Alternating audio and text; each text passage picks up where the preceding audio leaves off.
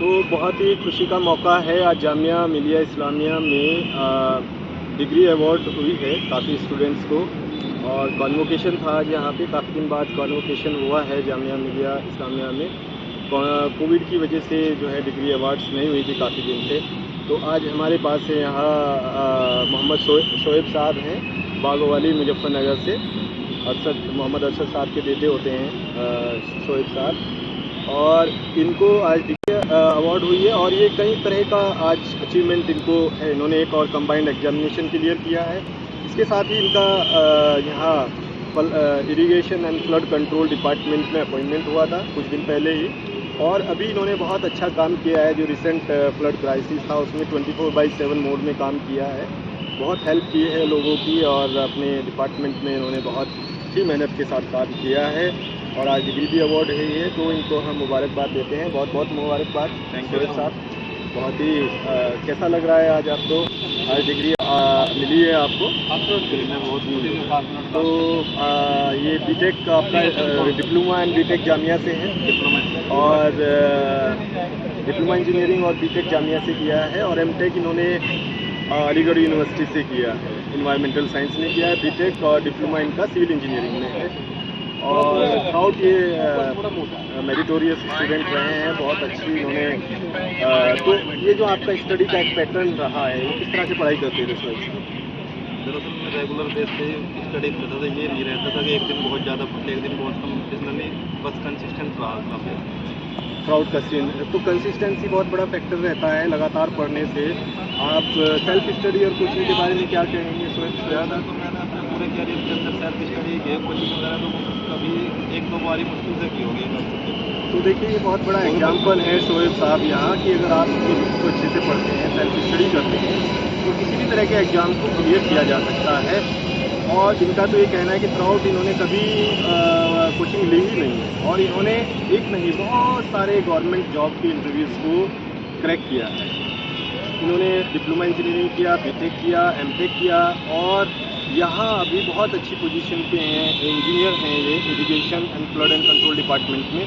तो ये बहुत बड़ा मोटिवेशनल मैसेज है उन स्टूडेंट्स के लिए जो गांव में हैं या वहाँ पे पढ़ाई कर रहे हैं या हिंदी मीडियम से भी हैं। उनकी अगर हम मेहनत करें, लगातार मेहनत करें कंसिस्टेंसी के साथ, तो किसी भी एग्ज़ाम को में स्कोर किया जा सकता है और किसी भी कंपटीशन को बीट किया जा सकता है। तो शोएब साहब, आपको बहुत बहुत मुबारक हो, ये बहुत सारे अचीवमेंट आपको। आप बीटेक की डिग्री अवार्ड हुई, आपने एमटेक किया, प्लस आपने इरिगेशन एंड फ्लड कंट्रोल में आपका अपॉइंटमेंट हुआ है, और अभी आपने कंबाइंड एग्जामिनेशन क्लियर किया है, और बहुत सारे और अदर एग्जामिनेशन भी आपने। गवर्नमेंट को लोग कहते हैं कि बहुत मुश्किल है, बस शोएब साहब ने प्रूव किया है कि अगर आप लगातार मेहनत करते हैं कंसिस्टेंसी के साथ, तो किसी भी एग्ज़ाम को क्लियर किया जा सकता है। थोड़ा सा बताइए अपनी इस जर्नी को प्लीज़, और दूसरे स्टूडेंट्स को क्या करना चाहिए इसके बारे में आप। दरअसल जब शुरुआत में मेरी जो स्कूलिंग वगैरह रही है वो हिंदी मीडियम से रही है। जामिया में जब मैं आया था, डिप्लोमा में एडमिशन लिया था मैंने, तो शुरुआत में बड़ी दिक्कत रही हिंदी और इंग्लिश मीडियम बीच में, क्योंकि यहाँ पे जो पूरी जितनी भी बुक्स थी वो सब इंग्लिश में थी। तो काफ़ी हद तक शुरुआत में मतलब ये है कि लगातार मेहनत करता रहा, लेकिन परसेंटेज शुरुआत में इतनी अच्छी नहीं आई थी। 56% फर्स्ट सेमेस्टर में मेरी आई थी। धीरे धीरे मतलब से लगातार मेहनत करता रहा, कुछ चीज़ें मतलब रटनी भी पड़ी, ऐसा नहीं कि सभी समझ के चले। तो रटने के उसके बाद भी मतलब धीरे धीरे करता गया, तो बाद में यह है कि एक अच्छी परसेंटेज भी अचीव की। लास्ट सेमेस्टर में 83% थी मेरी, बहुत अच्छा बात है। उसके बाद ये है कि पूरे डिप्लोमा से जब ने सभी ने, बहुत लोग ज़्यादातर चाहते थे कि बीटेक में एडमिशन हो, तो पूरे डिप्लोमा में यहाँ से मतलब सिर्फ मेरा ही एडमिशन हुआ था बीटेक में, बाकी लोग तो मतलब बीई के भरोसे ही रह गए थे। उसके बाद बीटेक किया, वही पूरा 4 साल का मैंने, उसमें भी अच्छे से मेहनत की लगातार। लेकिन यह है कि जैसे डिप्लोमा मेरा कंप्लीट हुआ, उसके बाद जेईई में टेस्ट देने शुरू कर दिया था। यानी संडे वगैरह में अक्सर टेस्ट होते हैं गवर्नमेंट एग्ज़ाम, तो वही संडे में बीच में जब पूरे टेस्ट को दिए, धीरे धीरे एक्सपीरियंस गेन किया। उसके बाद यही है कि एक मतलब काफ़ी टेस्ट में ये है कि बहुत करीब तक पहुंच रहा था मैं, और फुल्ली टाइम नहीं दे पा रहा था क्योंकि बीटेक भी मेरा चल रहा था। तो फिर ये है कि मैंने बीटेक कंप्लीट करने के बाद फिर से एग्ज़ाम दिए। हालांकि मैंने शुरुआत में मैंने एमयू में एडमिशन लिया एमटेक करने के एकदम तुरंत बाद, तो हाइड्रोलिक स्ट्रक्चर में मैंने एडमिशन लिया था। तो उसमें मैं क्लास वगैरह तो बहुत कम की, फिर मैं तैयारी कर रहा था वहाँ की गवर्नमेंट जॉब की तैयारी कर रहा था। मेन फोकस भी यही था। तो वो जो एडमिशन था उसमें वो गेट के थ्रू नहीं लिया था मैंने, उसमें नेक्स्ट टाइम मैंने गेट दिया और गेट क्वालिफाई किया। गेट क्वालिफाई करके गेट में कितना स्कोर था आपका? गेट में आई थिंक ज़्यादा नहीं था, 28 मार्क्स थे मेरे। क्वालिफाई से थोड़ा सा ज़्यादा थे मतलब, लेकिन ये है कि टारगेट भी इतना ही था क्योंकि 20 से 22 दिन मैंने तैयारी की थी। मेन आपका जो तो गवर्नमेंट जॉब ही आपका हाँ, कंपटीशन जो है। गेट तो इसलिए दिया था कि स्टाइपेंड मिलता रहे, 12,400 पर मंथ स्टाइपेंड मिलता है एमटेक में, अगर आप सेंट्रल यूनिवर्सिटी से कर रहे हो। आपका गेट क्वालिफाइड होना चाहिए उसके लिए, और आप मतलब एमयू में एडमिशन था मेरा, तो उसके थ्रू मुझे पर मंथ वही 12,400 पर मिलती थी स्कॉलरशिप। वो एक तरीके से फाइनेंशियल कंडीशन तो वहाँ से ठीक रही। फिर और रही बात तैयारी के टाइम वहाँ पे मिल जाता है थोड़ा पढ़ने के लिए, तो अपनी पढ़ाई भी करता रहा, जो एक्स्ट्रा टाइम मिलता रहा उसमें मैं गवर्नमेंट जॉब की तैयारी करता रहा। कौन कौन से गवर्नमेंट जॉब के लिए आपने कंपटीशन बहुत सारे बीट किए मुझे पता है, कौन कौन से एग्जाम बीट किए आप? मैंने दिल्ली जल बोर्ड का जेई क्वालिफाई किया, फिर इरिगेशन एंड फ्लड कंट्रोल का किया था मैंने इसमें, जिसमें मैं जॉब कर रहा हूँ। और बाकी एग्ज़ाम में मैं बहुत करीब रहा, जैसे डीडीए में मेरा 1 नंबर से रहा, और इसमें मेरा एक अटेम्प्ट इसरो के लिए 1 अटेम्प्ट क्लियर हुआ था मेरा। बाकी DSSS में ही मेरा SDO की पोस्ट पे Tier 1 क्वालिफाई है, Tier 2 में मतलब वही 2 नंबर से रहा। अभी 2-3 दिन पहले उसका भी रिजल्ट आया, मतलब काफ़ी करीब पहुँचा हूँ। UPPSC AE में भी मैंने अभी भी तैयारी कर रहे हैं आप? अभी भी मतलब बहुत धीरे-धीरे अच्छा, पढ़ अभी भी पढ़ रहा हूँ मैं। यूपीएससी की तैयारी कर रहे हैं और अपॉइंटमेंट ऑलरेडी हो चुका है, बहुत सारे अदर कंपटीशन बीट किए। तो ये क्या सोर्स ऑफ इंस्पिरेशन है, कैसे पढ़ाई करते हैं आप? क्या कोई कोचिंग करते हैं या कहाँ से पढ़ते हैं? दूसरे स्टूडेंट्स के लिए कैसे ये फ़ायदेमंद हो सकता है, कैसे तैयारी करनी चाहिए उन्हें? थोड़ा कोचिंग वगैरह तो नहीं की शुरुआत से, जो बीटेक में जो चीज़ें पढ़ाई गई उन्हीं दोबारा रिवाइज करते रहते हैं, और बाकी 1-2 बुक से अच्छे से पढ़ते हैं। जो कौन सी ऑब्जेक्टिव टाइप होती है उसकी मेन ऐसी वैसे कोई जनरली मैं जो पढ़ता हूँ इसमें IAS मास्टर्स की बुक है, IAS प्रीवियस ईयर क्वेश्चन है उसमें, गवर्नमेंट जॉब के लिए? ESC के प्रीवियस ईयर क्वेश्चन।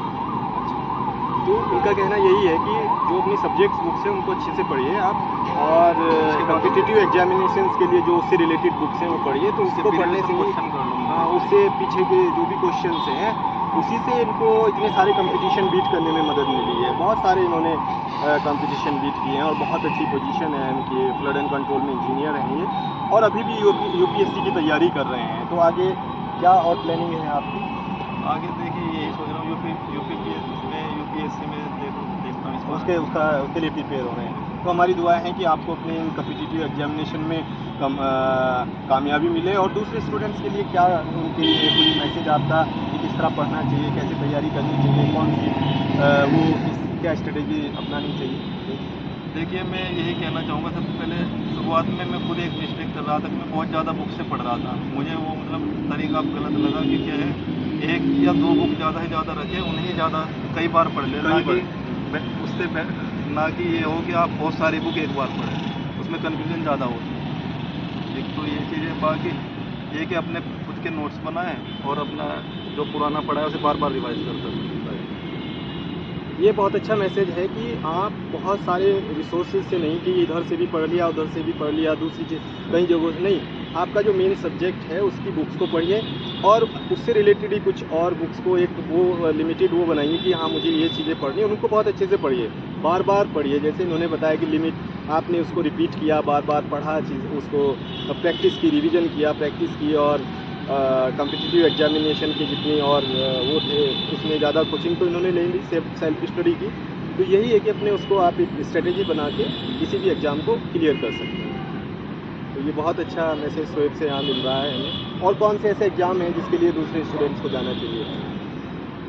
देखिए सिविल इंजीनियरिंग में तो वैसे यही रहता है, जेई के एग्ज़ाम होते हैं और एई के एग्ज़ाम होते हैं। जनरली एई की पोस्ट वगैरह आजकल कम आती है, तो जेई का एक एग्ज़ाम बचता है। जेई का वैसे एक स्टैंडर्ड एग्ज़ाम एसएससी जेई रहता है।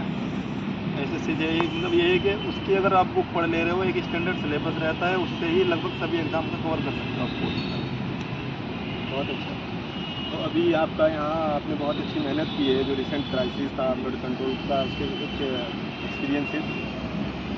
अभी तो उसमें ये रहा कि मेरा शुरुआत में जैसे वाटर लेवल बढ़ा तो उसमें कुछ लोगों की ड्यूटी वगैरह बढ़ा दी गई, उसमें हम लोगों की ड्यूटी थी, मेरा control room, central flood control room में ड्यूटी रही।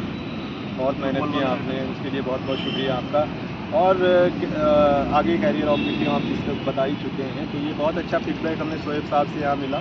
शोएब साहब ने गांव से बागोवाली से पढ़ाई स्टार्ट की और अभी ये दिल्ली इरिगेशन फ्लोड कंट्रोल में इंजीनियर हैं और आगे यूपीएससी के लिए अपीयर होने जा रहे हैं। तो हमारी दुआएं हैं कि आप यूपीएससी में आपका को सक्सेस मिले। बहुत बहुत शुक्रिया फीडबैक के लिए। Thank you.